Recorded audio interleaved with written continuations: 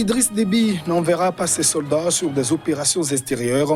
Le chef de l'État tchadien a rappelé publiquement son intention de maintenir ses soldats sur son territoire. Les explications dans ce journal. Week-end meurtrier en République démocratique du Congo.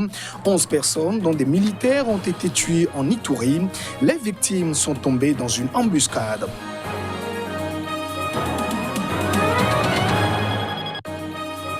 Et puis, au Congo-Brazzaville voisin, le général Mokoko est testé positif au coronavirus. L'opposant âgé de 73 ans est en prison où il purge une peine de 20 années ferme.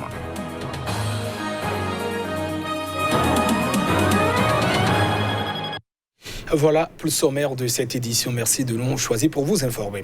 Au cours du dernier sommet du G5 Sahel, le président tchadien Idriss Déby Itno a fait parler son cœur. Il a redit publiquement qu'il comptait pour l'instant conserver toutes ses forces armées sur le territoire tchadien que de les envoyer sur les différents fronts extérieurs.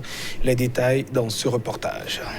Pas de soldats tchadiens à envoyer de sitôt sur des fronts extérieurs. Le volte-face du président tchadien passe mal auprès de ses partenaires qu'il assimile à une remise en cause du déploiement d'un bastion dans la zone des 3 frontières promis après le rendez-vous de Pau en janvier. La demande réitérée en avril dernier par ses partenaires, Idriss Déby affirme finalement ne plus être en mesure d'y souscrire pour l'instant.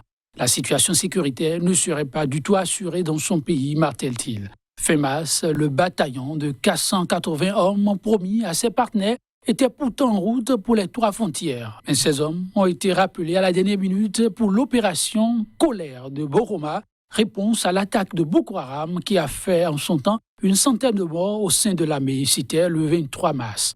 Néanmoins, bon nombre de spécialistes s'interrogent sur les réelles motivations d'Idriss Déby. Quelle est la situation réelle dans le lac Tchad? Le président tchadien cherche-t-il à obtenir davantage de contreparties pour ce déploiement en pleine crise économique? Des rebelles mercenaires non payés en Libye seraient-ils de retour? Quoi qu'il en soit, si le communiqué final du sommet du G5 déclare que la zone du lac Tchad est un second front persistant, la France, elle, par contre, continue de croire que la promesse sera tenue.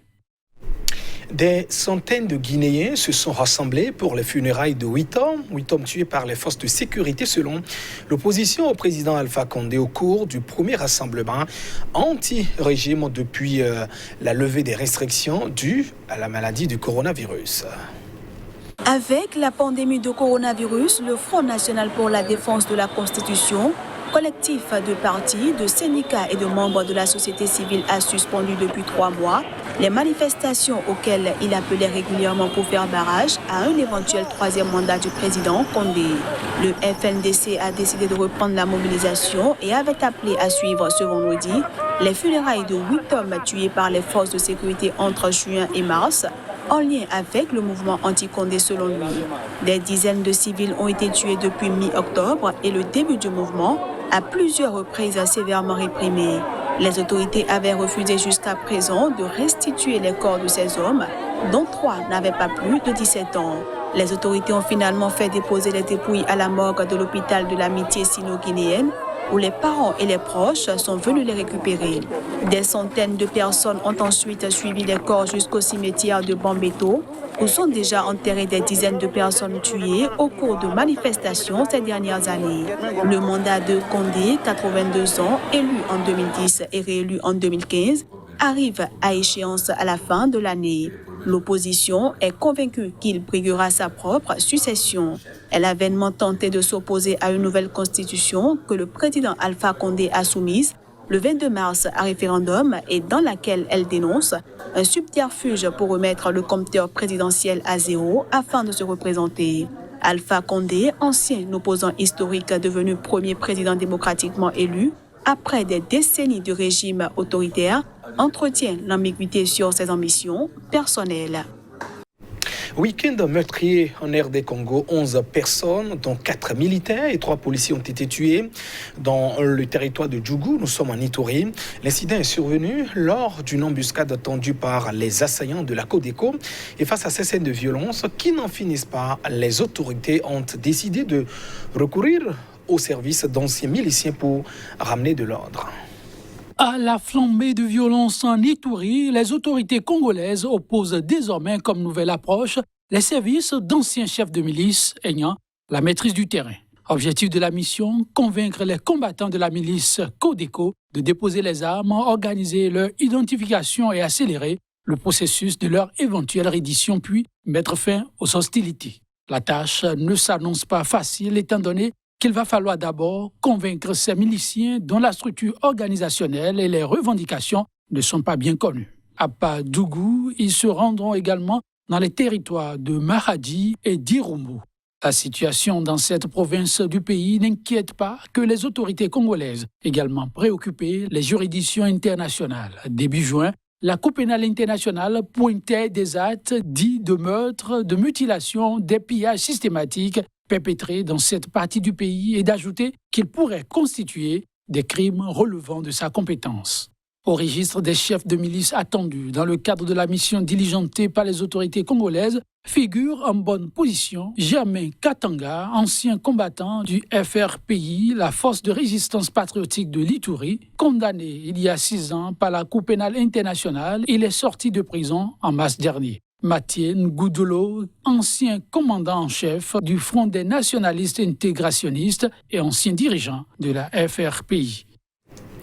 Au Congo, Brazzaville voisin, les nouvelles sur l'état de santé du général Mokoko ne sont pas bonnes. L'opposant congolais âgé de 73 ans, condamné en 2018 à 20 années de prison, a été testé positif au coronavirus. Reportage. Semaine écoulée, l'opposant congolais Jean-Marie Michel Mokoko a fait un malaise en prison. Transféré par la suite à l'hôpital militaire de Brazzaville, il a été testé positif au Covid-19. Les autorités veulent désormais l'envoyer dans un autre établissement hospitalier, un véritable mouroir, selon son avocat français, Maître Norbert Tricot. La famille demande alors à ce que Jean-Marie Michel Mokoko puisse rester à l'hôpital militaire ou mieux être soigné à son domicile par son propre médecin.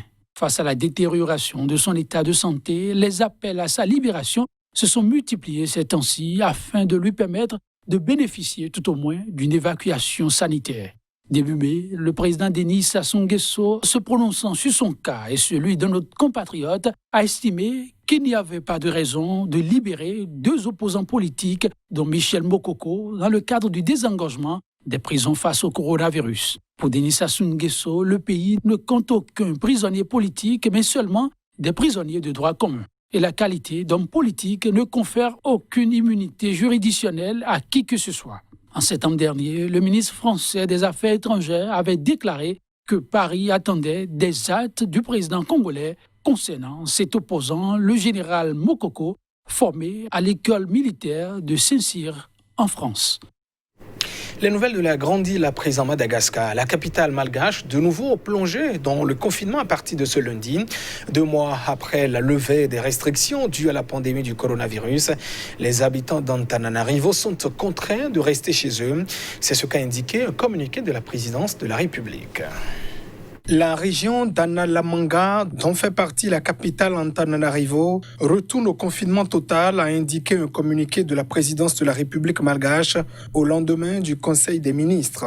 Ces mesures ont été prises pour cause de propagation de l'épidémie et l'accroissement des cas de Covid-19, explique le communiqué. La région d'Analamanga est fermée à toute circulation, l'entrée est comme la sortie à partir de lundi jusqu'au 20 juillet. Seule une personne par foyer a le droit de sortir dans la rue de 6h du matin à 12h contre 17h auparavant, ajoute le test. 216 cas de coronavirus détectés samedi ont été recensés sur 675 personnes testées. De nombreux dispositifs de restriction de circulation ont été instaurés au ministère de l'économie et des finances où aucun usager extérieur ne sera autorisé à entrer et à circuler pour une durée indéterminée. Les réunions du gouvernement se font par visioconférence selon le même communiqué de la présidence. Sur les réseaux sociaux, des médecins ont exprimé leur solidarité pour des collègues décédés et l'Organisation mondiale de la santé à Madagascar a déploré la perte d'un de ses médecins. Au total, 1621 personnes vivent avec le virus actuellement sur la grande île avec 31 formes graves parmi les 23 000 personnes testées depuis le début de l'épidémie. En Algérie, la terre s'est définitivement refermée ce dimanche sur les restes des 24 martyrs anticoloniaux. Ils ont été remis par la France à Alger. Leur inhumation a eu lieu au cimetière d'Ali le Grand, en présence du président Abdelmadjid Tebboune. Les 24 cercueils recouverts du drapeau national ont quitté vers 9h GMT le palais de la culture où ils sont exposés depuis leur arrivée sur le sol algérien vendredi pour le cimetière. Une foule nombreuse s'est déplacée tout le long de la journée de samedi. Une longue file d'attente s'est constituée en dépit de la chaleur afin de rendre un dernier hommage à ces héros nationaux rapatriés après 170 ans. Certains hommes et femmes ont pleuré en se recueillant devant ces morts selon des images diffusées par les télévisions. Ces restes mortuaires ont été conservés depuis le 19e siècle dans les collections du Muséum national d'histoire naturelle de Paris. Colonisée pendant 132 ans, l'Algérie avait demandé officiellement la remise des crânes, plusieurs dizaines, et d'archives coloniales en janvier 2018.